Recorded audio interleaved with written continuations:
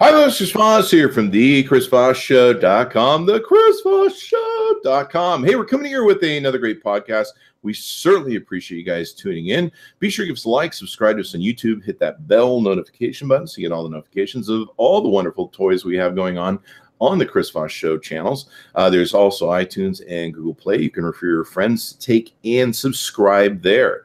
Also, we have puppies now on the YouTube channel. So even if you don't love podcasts, you've got puppies there and great reviews. Of course, we just got done reviewing some $1,800 speaker from Master and Dynamic. You want to see that as well. And the new AT&T Samsung Galaxy S9. We have, as a reoccurring guest, this is her second appearance on the Chris Voss Show, Dr. Cynthia Colon. And she has been using over 20 years of her experience as an educator, and her new book, Tips, Tales, and Truths for Teens, that offers a practical roadmap for college admission process. She has been the first of her family to attend college, and she's on a mission to help every student, no matter his or her background, pave their way to the college of their choice. Maybe I'll get one someday. And with her help, furthermore, she offers parents and educators the tools to support teens along the road to college. Welcome to the show again, Cynthia. Hi, Chris. Great to be back. Great to have you back. You're so wonderful and delightful, and you always have such great information. Like I say, one of these days I'm going to go to college. It might be whenever I get into prison for something I do wrong or something, I don't know. But I'll take the time one of these times. That, or I'll do it when I retire or something. That might be good. Well, I'll be here to help you. I need as much help as I can get. Seriously, look at me. So tell us what you're up to these days. What's the newest thing you're working on? Oh my gosh, I'm super excited. I have a number of partnerships going. So the book came out about a year ago, and that was the first step in helping teenagers, and that's been going great. But really, my passion and my love is working with students on their college admission essay. That's really my favorite part of the college admission process, because that's really where students get to stand out. So I actually did this. I had this business probably about 10 or 12 years ago, and I was doing these boot camps with my then partner, Dr. Judy Edwards. And we would do these boot camps in the summertime. And students, seniors are busy in their senior year, in the fall of senior year. They're going to class, taking all kinds of AP and honors classes. They're involved. And on top of that, they are applying to as many as 8 to 12, 13, up to 15 colleges. And it's a lot of essay writing. It's a lot of stuff they have to get done. So they're not usually putting in as much time and effort as they should in the fall as if they would do it in the summer. So that's what I'm up to now. And as you mentioned, really, my goal is to make this kind of thing accessible to as many students as possible. The college admission process is very competitive right now. I live in California.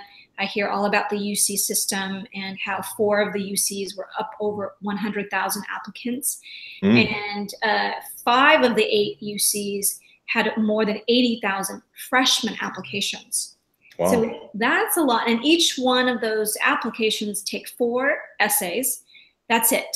And so you can imagine a lot of admission officers just scrolling through these essays. And I like to use the metaphor of Instagram, sort of what do you double click on, and so admission folks are, I always ask students, what do you double click on? And they say something that's funny, or somebody that I like, or sports, or food, or whatever it is that they click on. And I say, that's what the admission officer is doing. They're looking for something to double click, something that is interesting, engaging, or compelling. So that's what the boot camps are meant to help students do. Find the story, but more than that, find the way to capture that story. Writing is such a challenging business, and it's hard to write well and present a story well, or whatever sort of idea you're trying to communicate. And I guess right now is the perfect time where people are preparing for college, because it's over the summer and they're trying to figure out. I know I've been talking with some of the youth family in my life and asking them, what are you going to do with your life now that you're almost out of high school? So it's a good time to prepare. Right. Writing is tough. I mean, I love, when I was doing my own book and writing it, and I thought, here I am someone that I've been working with teenagers for over 20 years, and I thought it'd be easy. Well, I had to draft myself. I mean, each tale, there's 33 in the book, would take 4 to 5 drafts. So the same is true for teenagers. They go into this application process and they think, oh, I know exactly what I want to write about. So a couple of pitfalls. One, they think they're going to write about something that's impressive or important. Their trophies, and the truth is, the real story, the real nugget that's going to be golden for them is probably something that they just take for granted. The type of lifestyle they lead, the type of family they come from, something that they have been collecting, a collection. I love Wonder Woman. I have a memorabilia about Wonder Woman. For me, I spent most of my summers in the swimming pool with a good friend of mine. So that swimming pool, sort of what that represents in terms of youth and childhood. I remember being at Kentucky Fried Chicken when my dad told me that he and my mother were splitting up. So that moment is real for me, and sort of what that meant for what high school looked like because of their separation. So there are things that teenagers don't necessarily think are going to be impressive. Or I worked with a kid who lives in New Jersey, suburbs of New Jersey. She's biracial, and she grew up on an alpaca farm. And I could not convince her that was what she really should write about. She thought she would write about, her community service trip in India. And I thought, there's really, that's great too. That's a great story to tell, and a very colorful story to tell. But I think sometimes teenagers don't really realize their own stories and how powerful they are. Yeah. Yeah. I mean, it's interesting to me. I always thought, who gives a crap what's going on with Chris Voss, and Chris Voss's life is boring and blah, blah, blah. And I used to think that way a lot. And then I started sharing a lot of my experiences, my life experiences on social media. And what was eye-opening to me was me sharing was just me kind of sharing. And I didn't realize how many people were going through the same struggles, were struggling with the same concepts. Like when I lost weight, changed my diet, a lot of people were struggling with the same concepts in life, and they're looking for people that have different journeys on where they can go. My puppy's doing some snoring, so we'll see how this goes. But it was interesting to me as I've shared a lot of the different open-hearted, open-minded, sometimes cutting myself and letting it bleed out on social media. It's interesting to me how much it has an impact on other people, and shares with other people, and reads well with other people, because it turns out a lot of us are going through the same either experiences or problems, or trying to resolve those problems. The human experience is pretty much democratized, and we all go through the same sort of challenges sometimes in our lives. Right. I mean, and again, with teenagers, I think it's hard for them to imagine that they should be sharing sort of real life stories. But that is what is going to be interesting, engaging, or compelling to the reader, who is really in anywhere between the ages of 23 to 63. And we have all, as adults, have gone through different life journeys as well. And so it's inspiring to hear about a kid who is journeying through their own life, and what that's about, and what that looks like in their world. So I think even the first day one of the boot camp is all about sort of figuring out, or helping students figure out, what do you value most, what's important in your life right now. And it's not the what you write about, it's the why. Why are those things important? So getting the kids to make that leap, that usually draft one ends up being about the what, right? So I use the example of I was an ASB, I was student body president, and I found my sort of the leadership quality in me, and I love the microphone. I love giving speeches and sort of inspiring people. Well, lots of people will write about student government or being involved in some student council, but you have to find your why. Why is it important to Cindy? Why do I value it? And so for some people, they value it because of friendship they make. mentorship, and for me, it was leadership. So when you can find your why you value it, and the story comes out of the why. So that's really, again, how do you capture the story and how do you find it? People always tell teenagers, you have to make your essay unique. And kids don't know what that means. Like, what does that mean? You make it unique. Does that mean that we had a kid who wrote their essay backward. I was working at Vassar College years ago, and there are all these urban legends of some kid who wrote their essay backwards so that when you had to lift it to a mirror to read it, a lot of work to read an essay. Yeah, someone sent a shoe box with a shoe in it, and the tagline was, now I've got my foot in the door.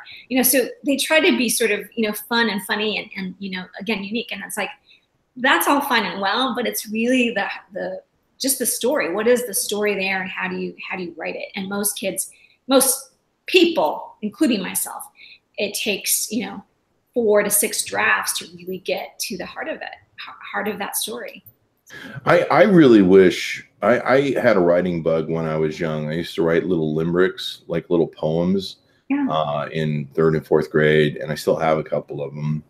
And they were just like little Dr. Seussish sort of poems.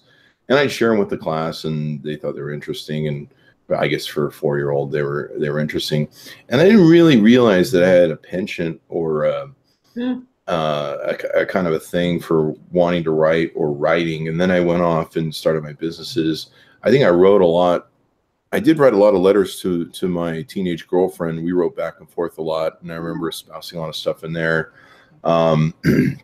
And then when I had my businesses, I wrote our newsletters and communicates to employees. And I've always been a bit of a big mouth. And even now when I write something to people, even as a text message, it's annoying because they're just like, seriously, you just wrote a book. And I write incredibly well, like Hemingway, half a bottle into a vodka.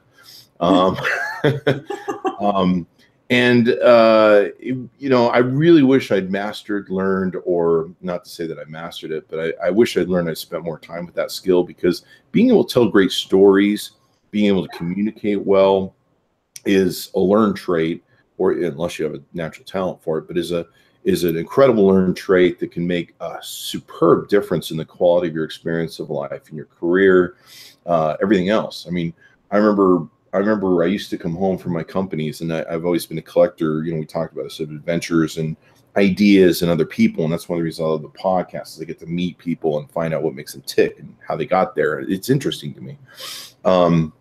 And I love hearing their stories, and I retell their stories. Hey, I was on a podcast with this person, and those become stories in and of themselves. And being able to do that just makes life so much more rich, especially when you're looking for what the story is or what the tale is.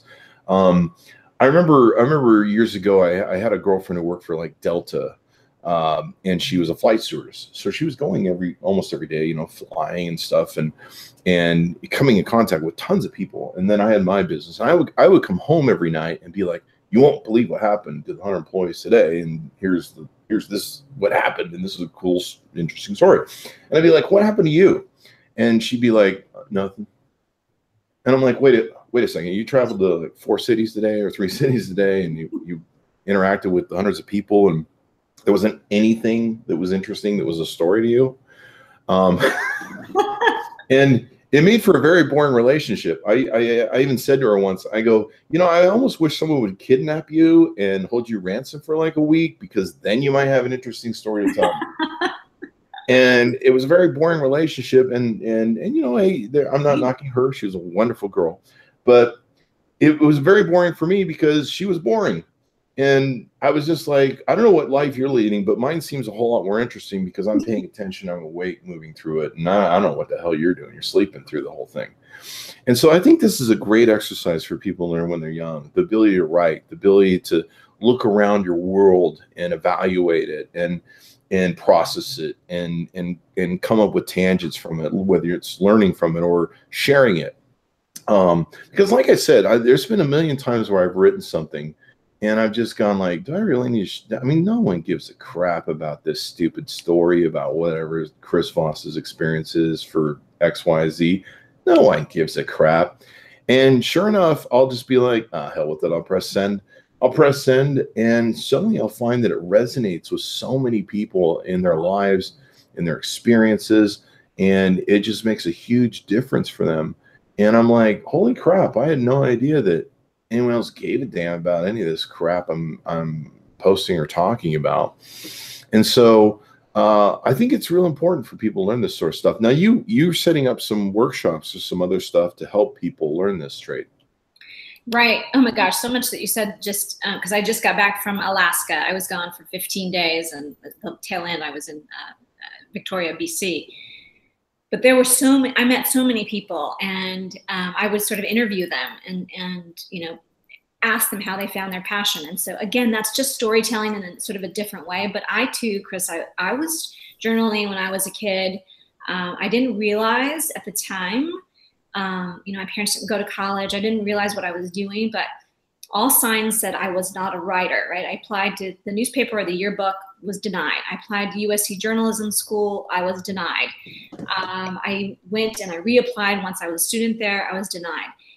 So if I would have listened to all the signs that said, no, stop, I would not have written my own book. So I say to teenagers, in your gut sort of what you like to do and what you have passion for, or what you want to keep doing. And so keep going at that. But yes, so the exciting part about this summer is that what I get to do now, now that I don't work at a particular school in a school site, I get to partner with different people. And so I've partnered with, St. John Bosco is a Catholic school, so we're going to be running a class that's you come to the class, right? Some people like to and need to sit in front of me and have me tell them, write today. Today you're going to write draft 1, tomorrow you're going to write draft 2, and keep pushing forward with every single day and building on their essays. So that's one. Some people, they're as a family, they vacation in the summer. So if that week doesn't work, I've got 2 virtual camps. I've partnered with Q&A College Admissions. It's a company with 2 people I respect, and between the 3 of us, we have 50 years experience. But you can be anywhere in the world and take this more comprehensive. So there are some boot camps that are just going to focus on essays. And this particular boot camp is going to focus on the whole package of an application, but you can do it virtually from anywhere. OB Coach. So I don't know if you've heard of this company. OB Coach is based in Silicon Valley, and they do college counseling via texting.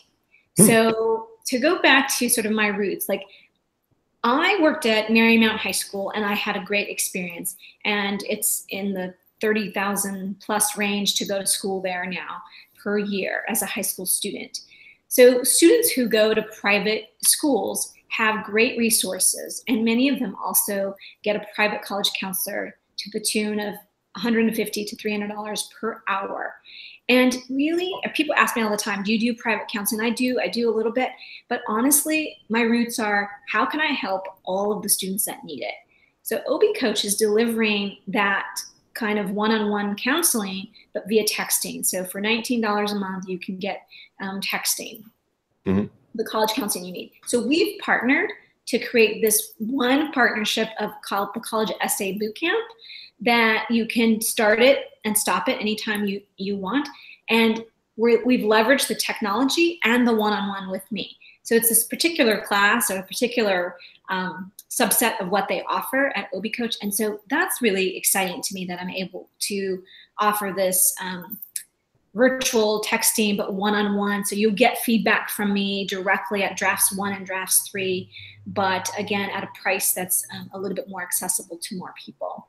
So that's my third partnership. And then the last one is August, an in-class partnership for a comprehensive. And that's with Teach, Play, Learn. It's a company based here in Los Angeles. So that's an in-class boot camp, just like the one in June, and then the one in July is virtual, and then OB Coach is going to run from now until applications are due, so all the way through the end of the year. So OB Coach, OBICOACH.com. And all of this is on my website, drcynthiacolon.com. You can see all of the different varieties of choices. Cool. I was going to ask you about that because we didn't get your plugs at the beginning of the show like I normally ask for, and that'll give people a place to look at it. Do you normally find parents hire you, or do students hire you?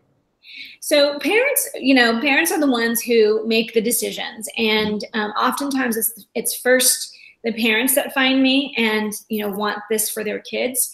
In many ways, I've done a little bit of both because I've been going out to visit high schools and meeting with juniors. So they're now going to be seniors. So I've captured a lot of their information. They've seen me work with them on very quick draft one. So many times in this case right now, it seems that the kids are going home and saying, sign me up for this class. I want to take this class. So it's a little bit of both. So sometimes it's parents who've purchased the book and they've read the book and now they're passing it on to their kid, and now they know that they need some more help. As I said, all of the Ivy Leagues plus Duke and Caltech and a number of others admitted less than 10% of their applicant pool. Wow. So really, all of those applicants come to the table with all the same, what I call AQs, academic qualities. They all have the same, GPA and test scores and curriculum. So it's really, how do you stand out with your essays? That's really critical. Yeah, and the ability to tell a story and write well and communicate, like I said, makes a huge difference. In fact, I'm reminded of Anthony Bourdain, who recently passed away. I don't know if that's an accurate description, but let's put it that way nicely. Yeah. But he labored away for decades in being a chef, and of course he did pay his dues that way. But where he really found ultimate success is when he wrote a little essay and sent it into some different publications in New York. And then overnight he had a book deal, and then overnight he became a success. And, it's a perfect example and I think we've all loved Anthony's stories and the way he tells stories and things. And it's just such an important thing to learn in life. And to me, I think my communication on building upon what you're doing would be, not only is this great for getting into college, it's an incredible life lesson and something that you're going to value for the rest of your life in being able to communicate in this way. I love that you brought up Anthony Bourdain, because I love more than anything the way he told the stories, the way he strung together sort of, each episode was really a story, a sort of a love letter to the city that he was visiting. Mm-hmm. And if I remember correctly, I think he's an alum of Vassar College. And that's where I worked for 4 years and really teach, writing. So I remember just loving all of his shows and his writings. And you're right, writing is key to anything. Talk about being able to write, just a memo, whatever field you're going to go into, being able to write and communicate effectively and speak that and tell those stories. I mean, some of the best leaders are great storytellers, because they get in front of the microphone and they can communicate, again, not what they want you to do, but the why. And the why really comes from usually that story that they're, sharing and using as a way to inspire others. So I always think about all the best leaders and how that, Barack Obama, and I think of Oprah, I think of Bill Clinton, I think of some of the Stephen Sample, some of the college presidents I've known and been in front of, that really are able to tell a story very well. Mm-hmm. And we love stories as a humanity. I mean, right. It took me, I didn't realize till late in my life that that's all Hollywood was, and that's all movies are, and books. They're telling stories, and we go through this experience of life, and sometimes it's very mundane and boring sometimes, especially in the routines that we have to get into if you're doing certain things or projects. And we love stories because stories uplift us, they inspire us, they bring out the best in us, they help us identify things that we can work on and become better. And, I don't think a lot of people realize that's all the movies are. That's all Hollywood is. They're telling stories, and most of them are based upon books that were written, and they just turn them into screenplays. So being able to tell a story from beginning to end, be able to make it interesting, compelling, capture the audience, whether the audience is your college admissions supervisor, whatever, or whether it's just entertaining friends, family, whatever. I gave the example earlier that it really made a difference in the relationships I was in as to whether or not I had a partner who was interesting and awake through life, or whether someone was sleepwalking. Not to say that anyone's a bad person if maybe they're just trying to get through life. There's no bad or good in that, but it makes a difference in the quality, I think, in your life and what you see and what you experience and how you, I don't know. I just think you experience life a whole lot better when you understand telling stories, because it becomes stories in your head and you look for what's compelling and what captures interest, what the hook is, et cetera, et cetera. Well, I love the word that you just used. I think you just said, are you awake? Mm-hmm. Are you awake not only to your own life, but to what's around you, right? Mm-hmm. So the example you used about being on an airplane going to 3 cities a day, there's so many people that you're meeting. And again, I was on this trip, and, I was on the cruise and the land portion, and I was just meeting everybody, saying hello and sort of being aware. And you never know when somebody's story is going to inspire you, right? Mm-hmm. So the woman who was working at the Princess Lodge in McKinley, I was at Mount Denali, she was just so sweet and helpful to me. So I said, where are you from? And so we got to talking. Well, she's a beautiful young girl. She's an amputee. And she's her father is in the military, so she has good insurance because of that. But we got to talking about her dreams. And so being awake to your own life and understanding and being able to process that's what we can help you do as a young teenager, but also being awake to what's around you and just learning from everything, around you. And I think as teenagers in high school right now, at least those who have the mindset of going to college, they are just going through the motions every day. They are just doing things. They have got to get to honors classes. They've got to get to APs. They have to be involved. They have to, do something in their community. They do community service. And sometimes this is the first time that we are saying, you got to stop and reflect. And so many youngsters just don't take the time, make the time, or have the time to reflect on their life that's passing before them. So let's talk about that. If I'm a parent or teacher listening to this podcast right now, and considering you're getting your book, there's a plug. When should I start preparing for college and stuff as a child or a parent, and going through some of the steps that you've talked about and you espouse? Right. So, my dream is that this book is in the hands of every, 8th grade graduate, right, going into 9th grade, right? And I just about to be the commencement speaker at Nativity Prep in San Diego, and because they bought the book for all of their 8th grade graduates, and another school did as well. That's the ideal, is that you get the book and you start, reading it, and you start chipping away, so that as soon as you step foot on campus as a freshman, you go to your counselor, you make a plan, right? So many things that we do in life that call to be, success. If you're going to achieve success, whatever success means, at the end of your 4 years, you're trying to get into college, well, let's make a plan. And so that's what the book does. It gives you 7 chapters, which are called 7 different plans, because I'm a planner. I write things, I make poster boards, I make vision boards. And so I lay out the plan of action for every single year, what you should be doing. Today, talking about essays, that's the end of the journey, right? Mm-hmm. That's the end. And so 90% of what goes in that college application has already happened before senior year. So what we're talking about in terms of the essay process, that's the end. If we don't have stories to work with because of things that you've done before getting to senior year, those essays are going to fall pretty flat. So yes, thanks for asking. It's really, get the book. The earlier, the better. You're going to get something out of it no matter when you pick it up. But the truth is, my hope and goal is and my vision is that it's the go-to 8th grade graduation gift for everybody. 8th grade, wow. In a lot of ways, I wish I'd attended college and applied myself a little bit better and not been as lazy.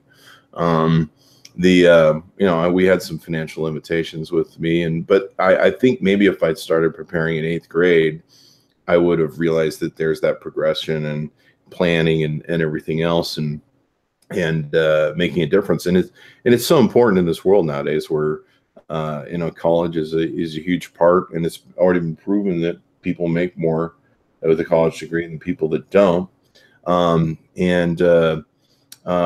It's something you need to invest in your future. I mean, it makes your whole future depends on it, especially in today's world where, today things are getting more and more technical. They're getting more and more mathematical. There's autonomous cars. There's more IT stuff. There's, we're entering a technical age where most of the money you're going to make is what's inside of your brain, as opposed to when I grew up, you were like, what do you do now? Oh, you go work in a steel factory and you use your muscles and your body to produce money.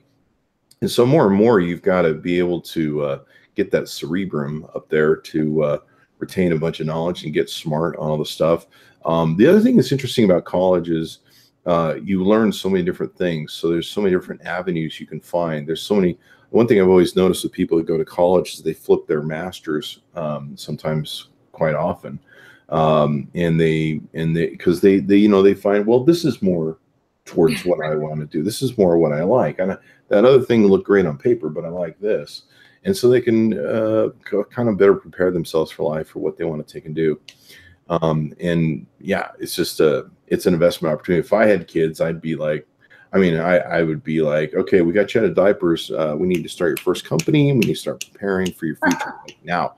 Because dad doesn't want you in the house at 18. In fact, I sent your book to some friends, and I said, hey, you want that kid out of the house at 18, you might want to have read this book. But I often joke, and I do a lot of joking about this. It's comedy bits, but I do a joke that if I had children, there would be one of those countdown clocks on the wall, the big LED thing that would be the countdown date till you're 18, you move out of my house.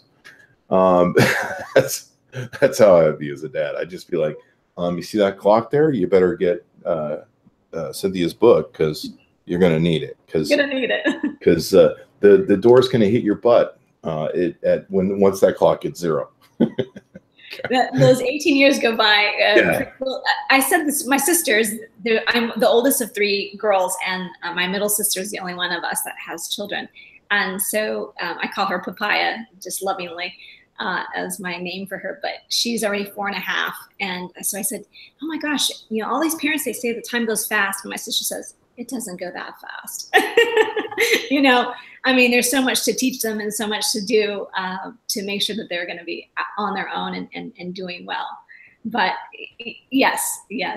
Thank you for sharing my book. I was at JPL. So JPL opens their doors only once a year for open house. And I was there this weekend. I got tickets and went with some friends. And I was there looking at the rovers, the sort of that they had on display. And they said, oh, Curiosity, which is on, I guess, Mars right now, cost $2 billion to make and to make that happen. And I said, $2 billion, really? Like, why do we need to do that? And I didn't know, I admit, I didn't know that he said, all of that technology that is made to build this, goes into your phone. It makes your phone smaller.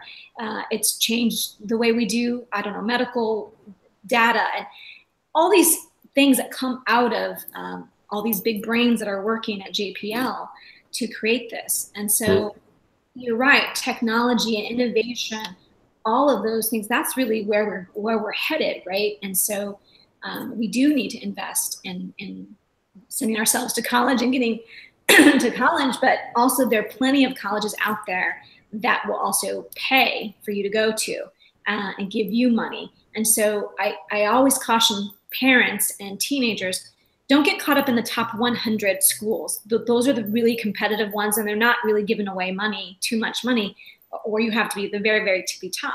There are lots of colleges across the country, over 3,000 of them, and many want students from different parts of the country, different parts of the world. And if you fulfill something that they need, they're going to offer you good scholarship money. So there's no need to go into huge amounts of debt if you can avoid it.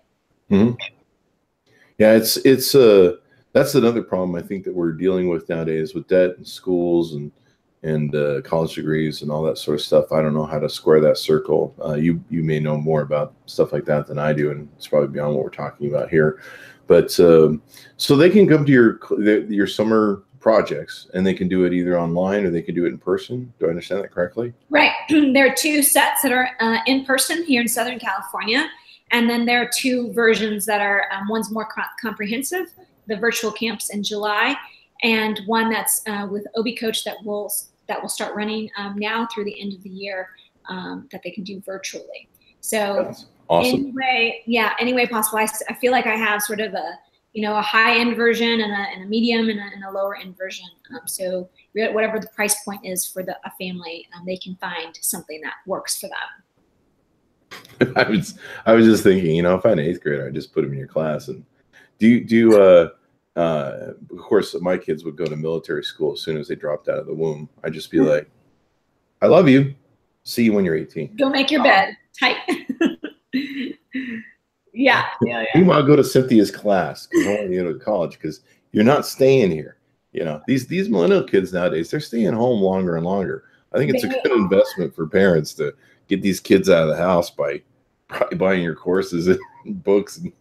You're so right. Or they go to college and they come back, or they start a job or they don't find a job and they're more and more are still sticking around. Maybe your next book, Cynthia, should be how to keep your kid from moving back after college. Because I think that would sell really well right now, from what I'm hearing. But, that's comedy. Anyway, guys, be sure to check out Cynthia's book and be sure to check out her courses. Give us those plugs once again, Cynthia. Okay, so you can find everything you need on drcynthiacolon.com, DrCynthiaCol like Larry, O-N like Nancy.com. You can find everything there. You can also follow me on Instagram, LinkedIn, Facebook. Everything is at Dr. Cynthia Colon. There you go. Sounds good. Well, you can't spending time learning, educating your brain, expanding your mind. I really wish I would have done more of that sooner than I did. And it's the best investment you can make. And the quality of your life is going to be determined by that. Your quality of your experiences too, because the choices that you will make, because I made a lot of stupid choices, and we all do, but if you can you kind of keep those to a minimum, you're going to enjoy life a little bit more, especially with the rational thinking you're going to have. So anyway, thanks to my audience for tuning in. We certainly appreciate you guys. Be sure to check out Cynthia's books and her online course.